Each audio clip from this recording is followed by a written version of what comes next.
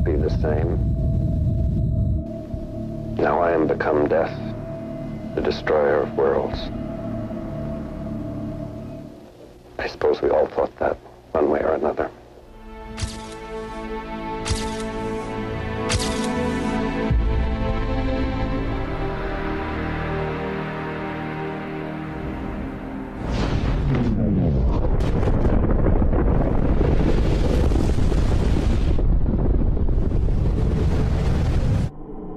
Eliminating nuclear weapons seems to be the democratic wish of the world's people.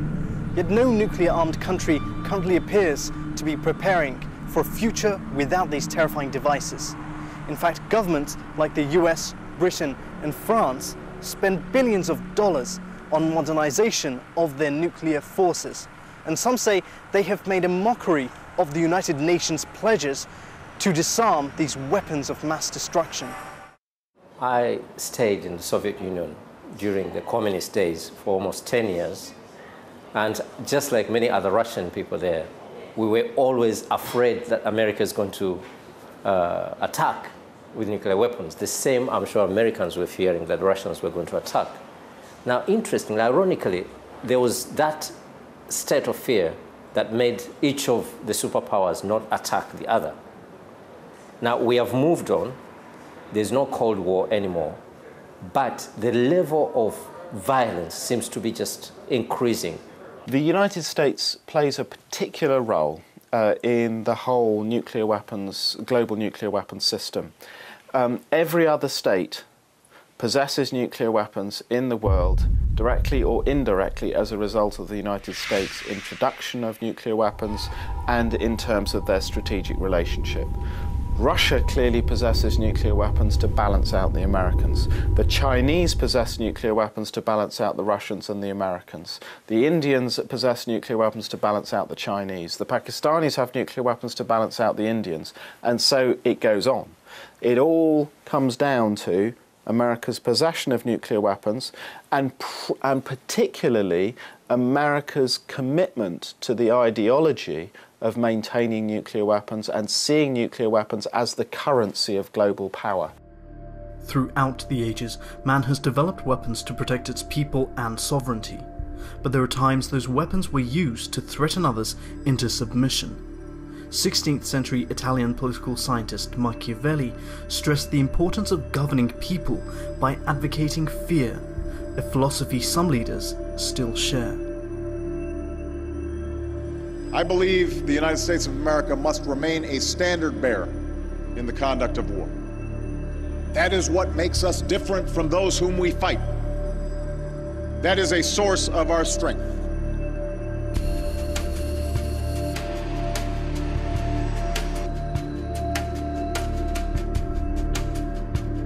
The shadow of the threat of nuclear bombs is cast over the whole world. While some governments argue that the existence of nuclear bombs forms stability, others foresee a doomed future. I was in Moscow, I was in Leningrad, St. Petersburg now. Walking around, life looks to be normal.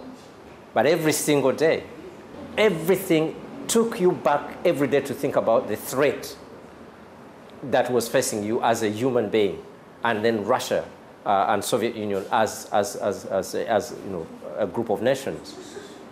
Many Russian friends of mine, many Russian people that I could see, were living a life of fear. They have produced peace out of fear. That cannot be sustainable peace. The world cannot live on peace out of fear. That in itself is a threat to humans' peace of mind. We have some very original experiences in our region of the world. First of all, Latin America became the first region to create a non-nuclear area, which is enshrined in the Tlatelolco Treaty of the late 60s.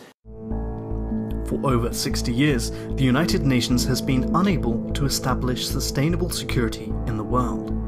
Although the majority of nations pursue a world free of nuclear weapons, the more dominant nuclear-armed states are reluctant to give up their weapons of mass destruction, creating a geopolitical fear to other states that choose to keep the bombs as a deterrent. Following the end of the Cold War, 18 countries held nuclear weapons, but in 1989, prior to the collapse of the apartheid regime, South Africa disarmed its nuclear arms. And in 1995, Kazakhstan voluntarily relinquished its entire nuclear weapons stockpile and joined the Non-Proliferation Treaty. Belarus and Ukraine did the same the following year. Countries without nuclear bombs continue to voice their concern and call for a world without them. An event attracting representatives from over 60 countries was hosted in Tehran, Iran, calling for global nuclear disarmament and the right to peaceful nuclear energy. Western powers claim Iran is in pursuit of making bombs. It's evident some medias offer a view of Iran as a nuclear-armed menace. However, evidence shows the country is far from this. Iran is a signatory of the Nuclear Non-Proliferation Treaty. It has repeatedly been free of any evidence from UN inspectors for developing nuclear bombs. Furthermore, the leader of the Islamic Republic issued a fatwa on nuclear weapons, considering the pursuit and possession of the weapons a grave sin. Many NGOs and governments around the world are now comprehending that the threat of nuclear bombs must come to an end, united in a vision that all countries should have zero nuclear weapons. But the reality of this has proven to be a far greater challenge. South Africa is being used by a number of people as an example of how the Israelis, for example, could disarm. Because the Israelis have not admitted they have nuclear weapons. There is no official statement that they have it, just as South Africa did not admit.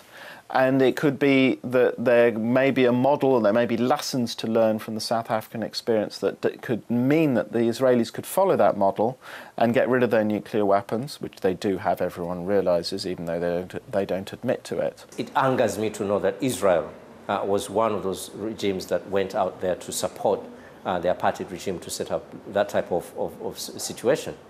I don't think that the South Africans, the apartheid South African government, would have thought, well, we just need to be a nuclear power so that we are like America and play our role in the Cold War. No. They must have wanted to have those nuclear weapons so that, first of all, they can cause mayhem around on the African continent.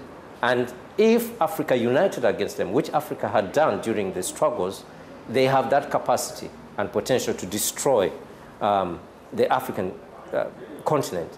After the South Africans disarmed, that then enabled the whole of Africa to join in to becoming a nuclear weapon-free zone. Although at the time of the 1968, when the NPT was formed, there was some kind of weapons program going on in Israel, but they somehow escaped signing, pretending or saying that we are not making it, so they didn't sign the treaty. So that way, they are not under pressure. One country is perceived as threat, like Iran. There is no real evidence that Iran is making nuclear weapons. In the case of Israel, there is no pressure, because that is considered the ally of US. So they can have the nuclear weapons. Iran is being constantly threatened by war and sanctions, etc., for having even thought of nuclear weapon. At the same time, Israel has had nuclear weapon for at least for decades and a large number of warheads. With another comparison, when we consider another comparison, the hypocrisy shows itself better. Iran has never been at war with any country throughout in the past 200 years, except that the war that Iraq imposed on Iran, and Iran had to defend itself. In comparison, Israel has constantly been at war since its creation with all its neighbors. Every now and then there is the fire of war between Israel and its neighbors. Yet Israel is not a threat to the security and peace of the region. Iran is. This hypocrisy, I do not think will allow peace and security, especially in the region of the Middle East, to spread, to flourish.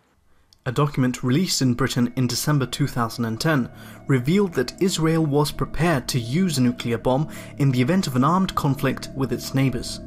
The official paper discloses communications between a former British ambassador in Tel Aviv and the UK Foreign Office in May 1980.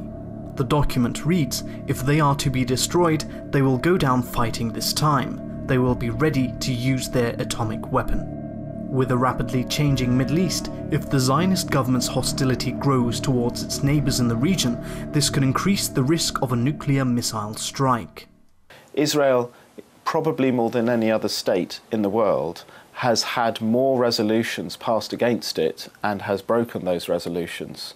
And yet it seems to be able to exist without any sanctions because it is protected by the United States. I think with all these things that we're seeing right now in terms of Arab Spring and people revolutions and so on, a new dispensation is evolving now.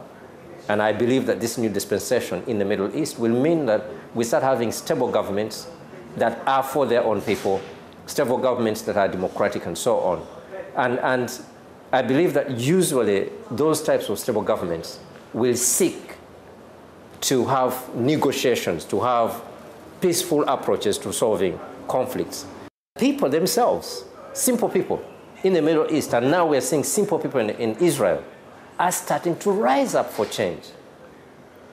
So I think that we should put much more focus and much more support and perhaps our belief that the people can now force governments like Israel to do the right thing. They can force the United Nations, they can force the Americans to do the right thing. There is a worldwide reluctance to think about what the consequences would be if nuclear weapons were used. It was discovered that virtually nothing is being published anywhere in the world on the self-destructive use of nuclear weapons, despite the great peril they present to all. The horrors of Hiroshima and Nagasaki remain a permanent scar on the world. But the horrors didn't stop there. Numerous countries tested nuclear bomb explosions, seeking ways to strengthen their destructive force.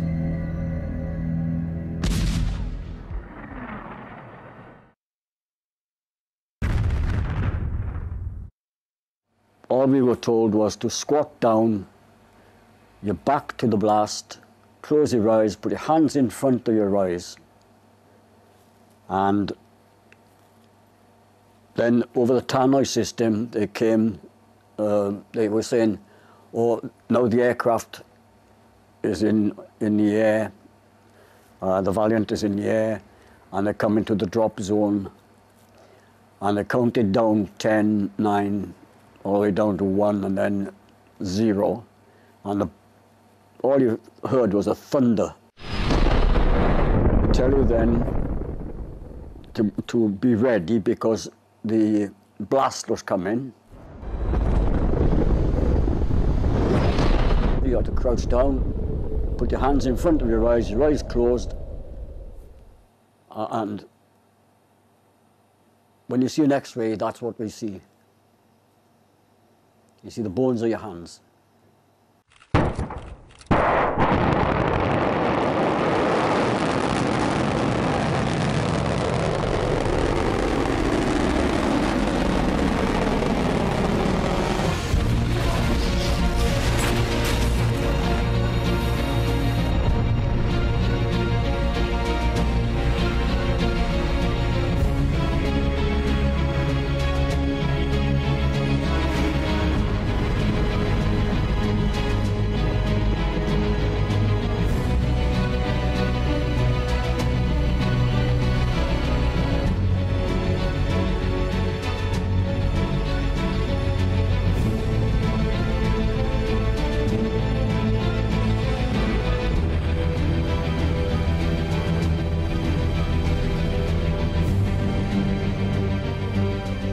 They were doing tests in Christmas Island, on Maldon Island, and Maralinga, and Montebello, to find out the reaction of nuclear explosions on equipment and personnel.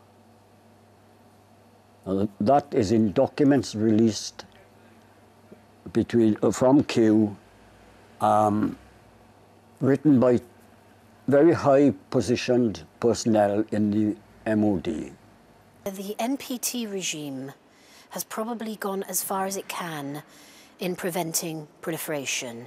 It now has more weaknesses than it has strengths. And what we need to do now is to build a world community dedicated to get rid of proliferation, but that also means to get rid of nuclear weapons, to pursue disarmament. That has to be done by NPT states and non-NPT states in partnership with civil society. The wrong or the bad side of IA is that is always under pressure from the Western countries. But the pressure is put on IAEA for certain countries, but not all. The UN Security Council has to be reformed. Its 5 permanent members on the Security Council are the 5 major nuclear weapon states. That cannot be right.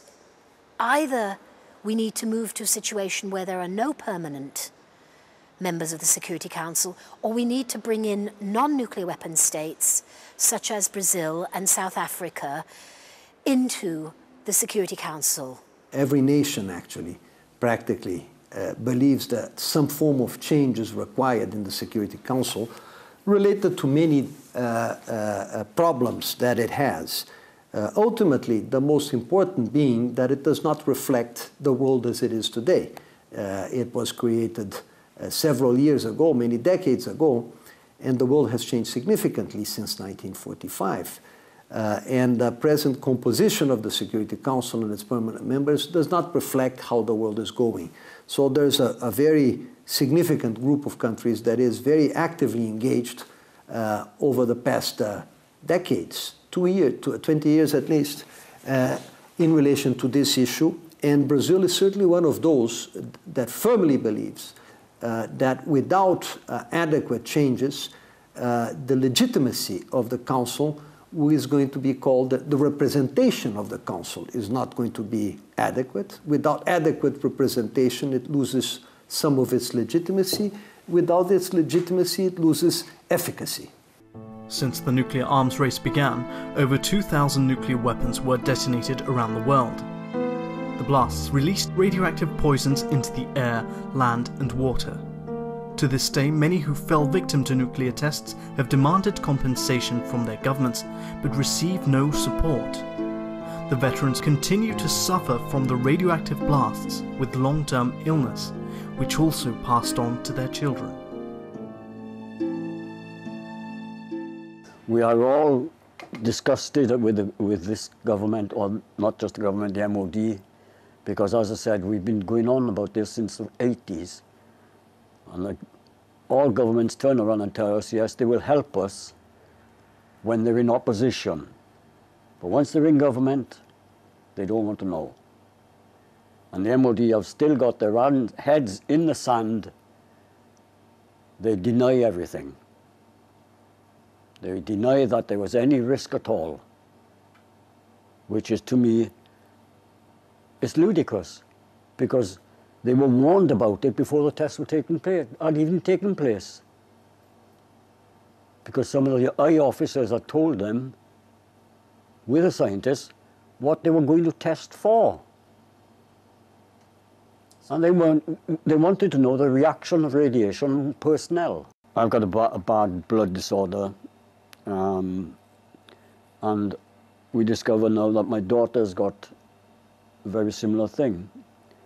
I've seen my colleagues that was on Christmas Island, their children and grandchildren are born deformed. So, you know, it is frightening. It frightens me to think what the future holds.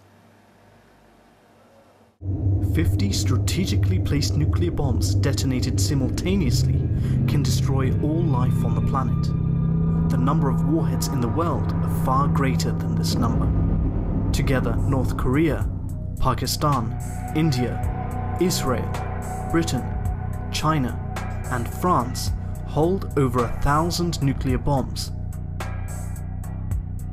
With the United States and Russia, the global nuclear stockpile amounts to over 11,000. The two countries hold 90% of the world's nuclear arsenal. It is known that any use of nuclear weapons by a state is ultimately self-destructive. A nuclear attack by a state not only risks full-scale nuclear war, which would clearly have disastrous global consequences, but also endanger its own citizens, simply through the massive havoc that a nuclear bomb would create in the environment and the global economy. Since the end of the war, the Americans have spent somewhere in the region of $8 trillion on nuclear weapons. Now, $8 trillion rolls off the tongue, but, you know, if you were to gather $100 bills and put them into a brick and then lay those bricks end to end, they would go round the world 180 times and create a wall that was more than 14 foot high around the equator. That's the sort of money that has been wasted by one country on these weapon systems that will never be used, let's hope. It could be a blessing in disguise that nobody wishes to have a recession. Nobody wishes to wishes that his or her salary is cut. But because we are in a recession, because we need the money to fund our hospitals and education establishment and health services and Medicare and employment, we are short of jobs, this money could be utilized. And there is a possibility, a remote possibility, that this recession could work in favor of nuclear disarmament, that ultimately the governments of these worlds realize that this is ethically not right, it's morally not right, there is no worth in keeping nuclear weapons. They are going ahead, spending all the time, spending a lot of money and renewing it and developing it further and further and further. It only signifies some kind of sickness. In the theory, in the argument, there is a kind of sickness. There is such a love for power race. The more I have, the more powerful I will be. And the more I can influence the rest of the world. That is the sickness. The US allocated $185 billion to augment its nuclear stockpile over the next decade. Meanwhile, British politicians have plans on spending £76 billion to renew their Navy's Trident missiles. This treaty will set the stage for further cuts.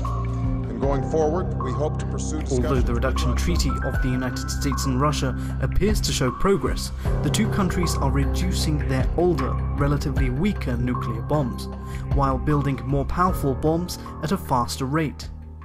All we have is rhetoric. We cannot let this situation continue, or there will be a use of nuclear weapons. Therefore, the leadership now has to be taken by the non-nuclear weapon countries who are in a majority. There are over 180 non-nuclear countries, some of which, like South Africa, gave up their nuclear weapons, whereas there are only 8 to 9 nuclear-armed states. The world's population requires that the non-nuclear countries stop begging the nuclear weapon states to do something and start taking responsibility to get that process underway themselves. Many believe that this century is the century of dialogue and rationale, and those who possess nuclear weapons have wasted their money and resources, and moreover, created a bigger danger to themselves.